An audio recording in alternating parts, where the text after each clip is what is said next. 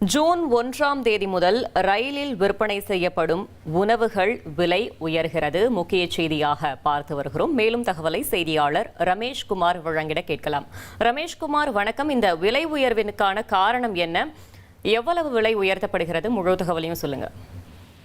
அதாவது ரயில் நிலையங்களில் விற்பனை செய்யப்படுகின்ற உணவுகள் மற்றும் குளிர்காலங்களுடைய விலையை உயர்த்துவதற்கு ரயில்வே நிர்வாகம் ஒப்புதல் வழங்கியிருக்கிறது. மத்திய ரயில்வே இதற்கான ஒப்புதலை வழங்கியிருக்கிறது.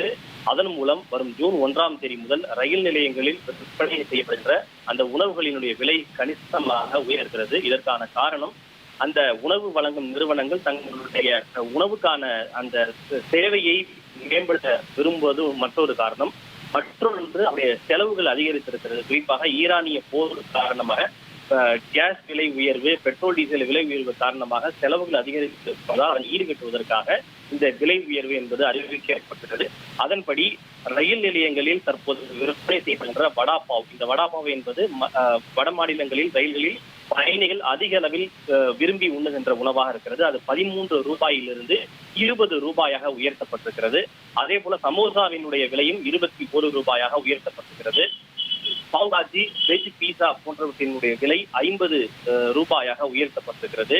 தென்னிந்திய உணவுகளான மசாலா தோசா, பிளைன் தோசா, இட்லி உள்ளிட்டவற்றினுடைய விலையும் கணிசமாக உயர இருக்கிறது.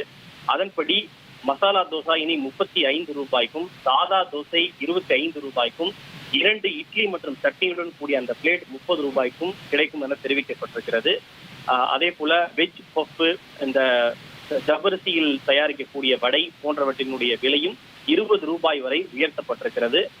பாவ்பாஜி, வெஜ் பீஸாவினுடைய விலை முன்பே குறிப்பிட்டது போல 30 ரூபாய் வரை உயர்த்தப்பட்டிருக்கிறது. இது தவிர கச்சோரியினுடைய விலை, டாபேலி உள்ளிட்டவற்றின் விலை 20 ரூபாயாக உயர்த்தப்பட்டிருப்பதாக தெரிவிக்கப்பட்டிருக்கிறது. வரும் ஜூன் 1ஆம் தேதி முதல் இந்த விலை உயர்வு நடைமுறைக்கு வர இருக்கிறது. தகவல்களுக்கு நன்றி ரமேஷ்குமார்.